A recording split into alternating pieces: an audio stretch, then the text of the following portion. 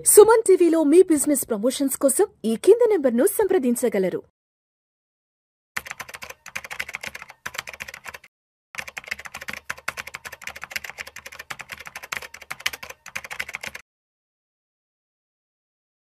నమస్తే హర్ష. నమస్తే సార్. హర్ష, మొన్న దుబాయ్లో తేజస్ ఫైటర్ జెట్కి సంబంధించిన ప్రమాదం తర్వాత దానికి సంబంధించి పెద్ద పెద్ద వార్తలు రావడం జరిగింది మీడియాలో.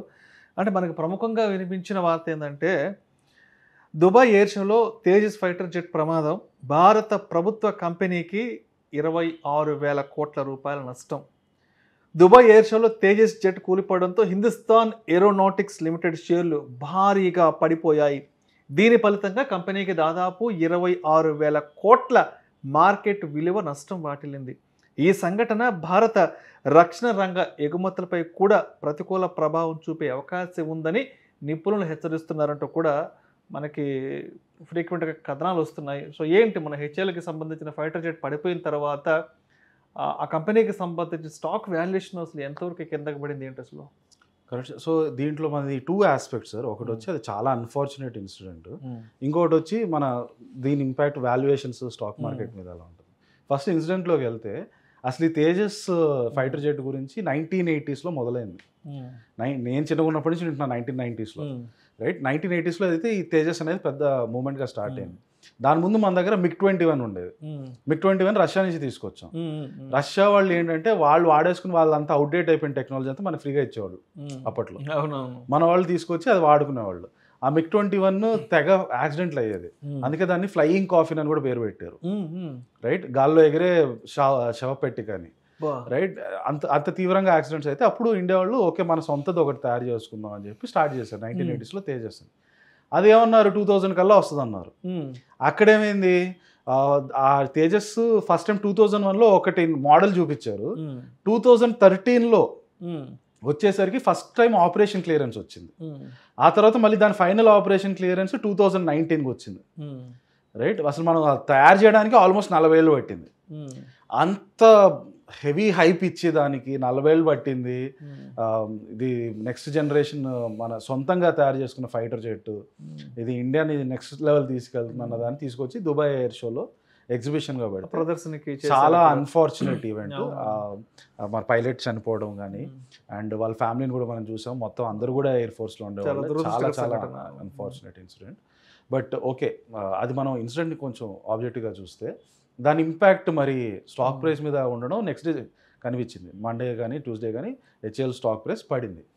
అయితే ఓవరాల్ డిఫెన్స్ మీద దీనికి ఇంపాక్ట్ ఎలా ఉండబోతుందని అంటే, దానికోసమే గవర్నమెంట్ ఇప్పుడు ప్రస్తుతానికి ఒక పెద్ద ఎంక్వైరీ కమిటీని పెట్టారు. అసలు ఎందుకు జరిగింది, ఫెయిల్యూర్ ఎక్కడ జరిగింది ఏంటన్నది. ఇది చాలా ఇంపార్టెంట్ ఆ కమిటీ ఒక రిపోర్ట్. ఎందుకంటే దాంట్లో కనుక ఇది జస్ట్ ఒక వన్ ఆఫ్ ఇన్సిడెంట్ చాలా దురదృష్టవశాత్తు జరిగింది అని వస్తే ఫైన్. అలా కాకుండా ఫ్లైట్లోనే ఏదో ఫాల్ట్ ఉండింది అని కనుక వచ్చింది అని అంటే, టెక్నికల్గా జరిగింది అంటే మాత్రం దాని ప్రభావం చాలా తీవ్రంగా ఉంటుంది. ఎస్పెషల్లీ మీరు చూసారంటే మన ఇండియన్ స్టాక్ మార్కెట్లో డిఫెన్స్ సెక్టర్ పర్టికులర్గా 2020 కోవిడ్ లోస్ నుంచి 2024 జూన్ వరకు ఆన్ అన్ యావరేజ్ 15 times పెరిగాయి. ఎందుకంటే గవర్నమెంట్ చాలా ఫోకస్ పెట్టింది డిఫెన్స్గా. మన సొంత డిఫెన్స్లో మన సొంత లోకల్ కేపబిలిటీస్ పెరగాలి, ఇండిజినియస్ కేపబిలిటీస్ పెట్టాలని చెప్పి రకరకాల ప్రోగ్రామ్స్ తీసుకొచ్చి HAL, Bharat electronics, even private companies అయిన డేటా ప్యాటర్న్స్ వీళ్ళందరినీ కూడా ఈ ఎకోసిస్టమ్ బిల్డ్ చేయండి అని చెప్పి గవర్నమెంట్ విపరీతమైన పుష్ ఇచ్చింది. అలాంటి టైంలో one of the prestigious project ఇది తేజస్. ఆ ప్రాజెక్ట్లో ఇలా అవ్వడం అనేది స్టాక్స్ మాత్రం చాలా తీవ్రమైన దెబ్బ. ప్రొవైడెడ్ కమిటీ రిపోర్ట్ చాలా ఇంపార్టెంట్ ఇప్పుడు అనమాట. ఏవేవైతే మన ర్యాలీ చూసామో 2000 నుంచి 2024 లాస్ట్ 1 yearగా ఆ వాల్యుయేషన్స్ అన్ని బాగా ఎక్కువ అయిపోయేసరికి అవన్నీ కన్సాలిడేట్ అయ్యి అదే లెవెల్ ఆగిపోయింది. ఒకవేళ కనుక ఈ కమిటీ రిపోర్ట్ నెగిటివ్గా వచ్చి ఫ్లైట్లోనే ప్రాబ్లం ఉండింది అని చెప్పి కనుక వస్తే అక్కడి నుంచి కొంత కరెక్షన్ చూడడానికి కూడా స్కోప్ ఎక్కువ ఉంటుంది. రైట్, సో ఈ కమిటీ రిపోర్ట్ మీద మొత్తం డిఫెన్స్ సెక్టర్ స్టాక్స్ కూడా చాలా ఆధారపడి చేస్తుంది. ఎవ్రీవన్ దానికోసమే వెయిట్ చేస్తున్నారు.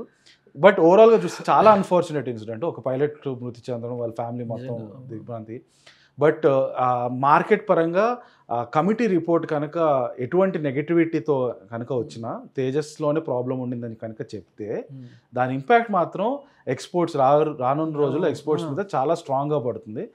Western media especially US, France వాళ్ళందరూ ఇప్పటివరకు రఫాలేలు ఇవన్నీ తయారు చేసి అందరికి అమ్మేవాళ్ళు. మనం ఇప్పుడు సొంతంగా తయారు చేసి అమ్ముతామని ట్రై చేస్తున్నాం. మన దాంట్లో ఏదైనా ఫాల్ట్ వచ్చిందంటే మాత్రం వీళ్ళందరూ left right and centre. So ఆ కమిటీ రిపోర్ట్ అనేది చాలా క్రూషియల్. అది ఎలా వస్తుంది అనే దాని మీదే డిఫెన్స్ సెక్టర్ ఫ్యూచర్ కొంతవరకు ఎంతవరకు ప్రభావం ఉంటుందని ఆ కమిటీ రిపోర్ట్ బట్టి మనకు తెలుస్తుంది. నిజంగా చాలా దురదృష్టకర సంఘటన, పైలట్ చనిపోవడం, దాని తర్వాత దారి తీసిన పరిణామాలంతా కూడా చాలా బాధాకరమైన విషయాలు. Right, thank you so much Harsha. Thank you.